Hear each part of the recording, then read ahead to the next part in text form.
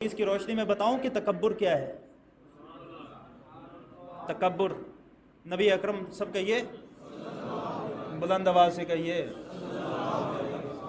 حضرت عبداللہ بن مسعود راوی ہیں، فرماتے ہیں حضور اکرم صلی اللہ علیہ وسلم نے ایک مرتبہ فرمایا کہ جس کے دل میں رائی کے دانے کے برابر تکبر ہوگا وہ جنت میں نہیں جائے گا۔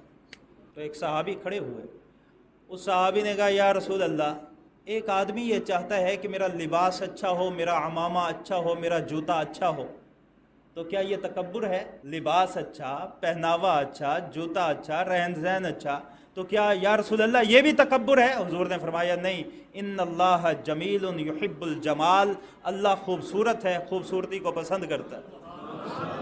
اچھا لباس، اچھا جوتا، اچھا پہناوا، اچھا حلیہ، یہ تکبر نہیں۔ صحابہ کہنے لگے یا رسول اللہ پھر تکبر کیا ہے؟ حضور اکرم صلی اللہ علیہ وسلم نے فرمایا تکبر یہ ہے کہ بطر الحق و غمت الناس۔ تکبر یہ ہے کہ جب کوئی حق بات کہے تو حق بات کو ماننے کی بجائے بندہ اس پہ اکڑ جائے، میں نہیں مانتا، اور غمت الناس لوگوں کو حقیر سمجھے۔ اگر پرانے کپڑے پہن کر جھونپڑی میں رہنے والا ہے لیکن حق بات کو سن کے اکڑ جاتا ہے، اسے تسلیم نہیں کرتا اور لوگوں کو حقیر سمجھتا ہے، یہ متواضع نہیں، یہ متکبر ہے۔ اور اگر بظاہر اچھی سواری پہ ہے، اچھے لباس میں ہے، اچھی حالت میں ہے، لیکن حق بات کو سن کے تسلیم بھی کر لیتا ہے اور لوگوں کو اپنی نظر میں حقیر بھی نہیں سمجھتا، یہ متکبر نہیں، یہ متواضع ہے۔